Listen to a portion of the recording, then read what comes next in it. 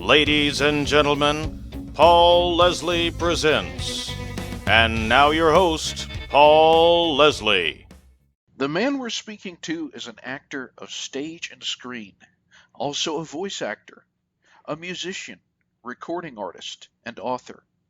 Welcome, John O'Hurley. On behalf of our listeners, thank you for joining us. Well, thank you. I appreciate the introduction, and it's nice to be here. I think most stories are best from the beginning. Can you tell us a little bit about what life was like growing up for you? Oh gosh, from you're asking about my misspent youth. I grew up really knowing at the age of 3 what I was going to do with my life. I knew I was going to be an actor, and anytime anyone asked me what I wanted to be when I grew up, with a sense of disgust, I would put my hands on my hips. I would point at the black and white television in the corner of the living room, and I would say, well, I am an actor, so that's what I'm going to be. So my life really kind of was always filtered around that path. I always kind of defined myself as an actor, but it wasn't really until 1981 that I made the professional leap to New York. I heard in an interview you did with Rover, you said that what you just mentioned about from a very early age knowing that you were going to be an actor. Do you think that that is an innate talent, acting? Well, desire, yes. I don't know whether the actual talent, because a lot of people want to be an actor back then, but as kids, I don't know if they had the innate talent, but certainly the aspiration for it.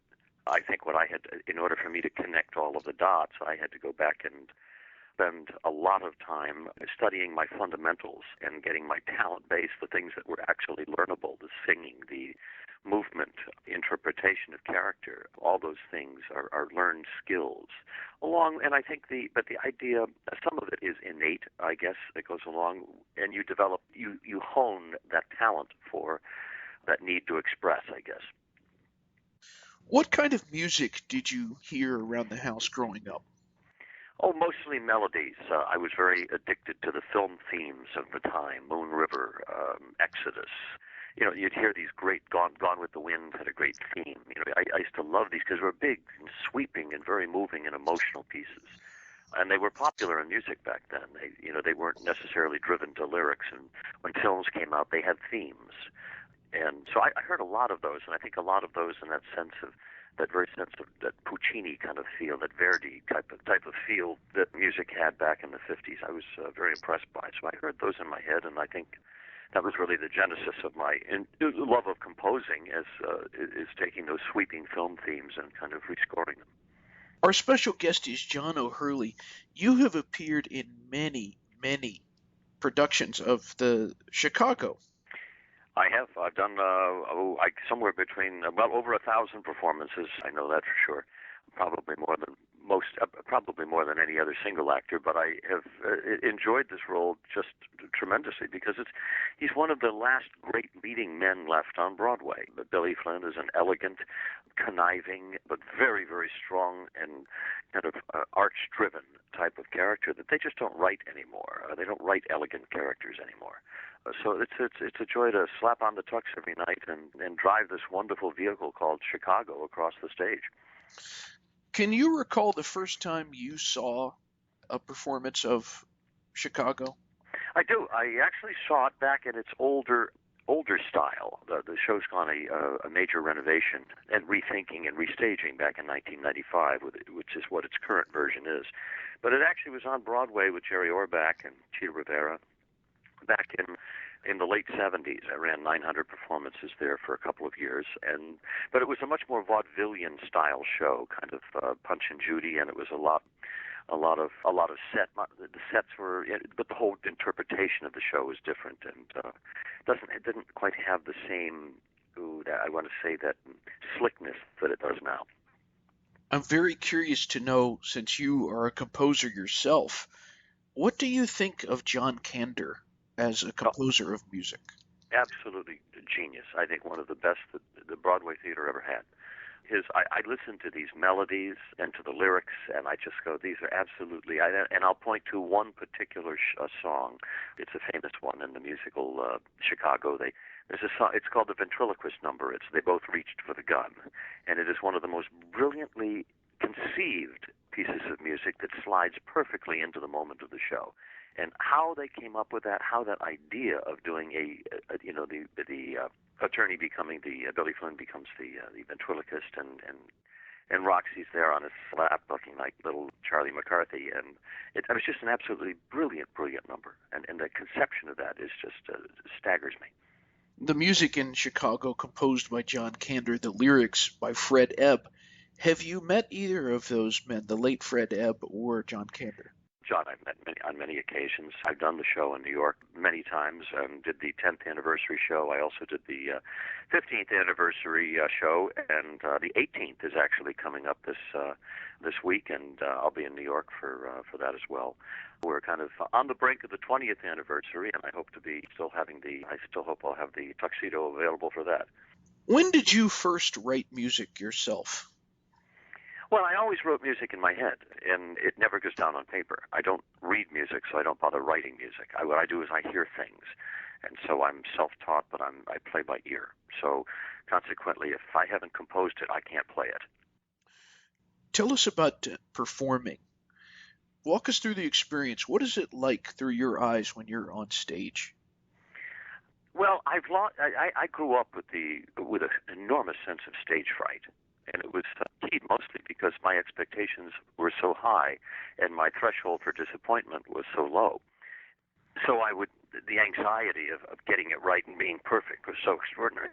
But I stopped that kind of a third of the way through my career when I sat down and said, this is just too much. I can't do this every night and get so riled up. And I said, tonight I'm just going to go out on stage and I'm going to have fun. And I'm going to leap and I'm going to know that the net is going to appear. And then I said one thing more, and it was a prayer that I now continue to say every day of my life that I'm on stage. And the prayer is this: God, let me be surprised. And what that does is it tunes me down and it keeps me aware in the present moment of things that are going on, so that all I need to do to engage this character is just look into another actor's eyes. And then I'm there. And that really has been kind of my guiding light, not only for acting, but for hosting, for all the other things that I do. When I do a concert on stage, I say, let me be surprised. And it keeps me attuned to the present moment. Where did you learn that prayer or read about it? It was just something that I came up with, really.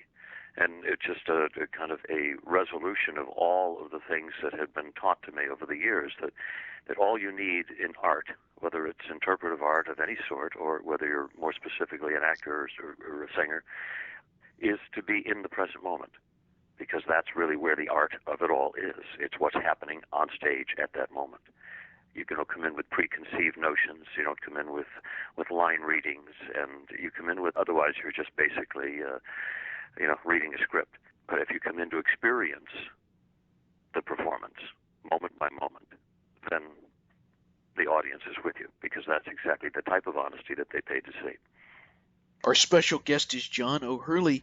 You're appearing in the musical Chicago. You've done over 1,000 performances. Does it still excite you? Oh, it does, every night. And again, because I do say the prayer of let me be surprised. And so every single night, something happens that has not happened before. Something privately happened last night on stage. It just occurred to me, and I said, I've never done it that way before. Wow, that's interesting. So to say that I've done the show 1,000 times and that the show is now 1,000 times richer, for me, is probably an accurate statement, because it's so much more developed and deeply researched and experienced than it was when I first started back in 2005. When someone sees you, or even your voice, a lot of people think of the character J. Peterman from the show Seinfeld. Who did you meet from the experience of being on Seinfeld that was the most memorable? Well, I go back and I have wonderful memories of everybody there. I always loved Jason, watching I thought Jason had played George, and I thought that was the most difficult role in the show, because he had to be eternally mediocre. And that's a very difficult thing to do, because it's very difficult to write that. You have to perform it. And he basically, swung from the middle rung on the ladder of life, but with a passion that made him stand out. I mean, it was tour de force mediocrity, if you know what I mean. I mean, it takes a real strong actor to be so bland as George was, but with such passion. And Julia, too, I mean, just one of the great physical comedians. that I've ever seen, ever worked with. So courageous. She would do anything. She would throw herself into anything in any position just to get the laugh. And she was so smart about it. And then Michael Richards, I think, you have to go back to Buster Keaton or Danny Kaye or Dick Van Dyke to recall a physical comedian that was as good as him. He was just extraordinary. And then Jerry was the keel of the ship. He was what normal was, and all of the absurdity, including J. Peterman, happened around him. How would you get into the character of J. Peterman? Well, Peterman really he's kind of this character I've always had in the back of my head, of this that I just kind of laid across the script one day, and it just seemed to work. But it was that sense of the legend, a man who's a legend in his own mind, and everything had this sense of purpose, and he was kind of a corporate Mr. Magoo, I guess, and the kind of the pomposity, the arrogance, and the bombastic quality were a lot of fun to play. And especially because it was combined with such self-deprecating lunacy. I mean, he was an absolute lunatic by the time they had gotten into the story arc over several seasons with J. Peterman. But he was, when they first gave me the script, they actually gave me the J. Peterman catalog.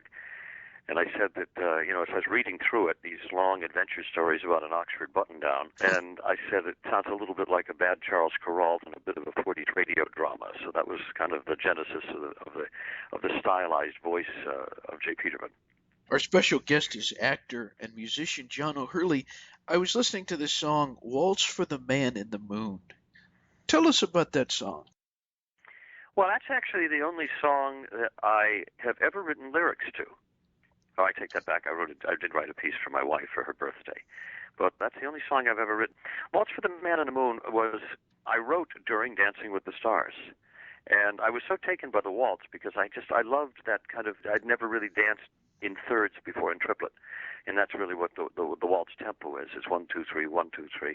And I was really intrigued by it. And I started playing around with the idea of just the nature of just that dancing on the seashore in the still of the night with that huge moon overhead, and that really, and the breeze and the waves lapping at your ankles, and just dancing by yourself in a waltz on the beach. And that's really what that really is the word picture of the song. Very lovely melody on that song. Thank you very much. It's one of my favorites.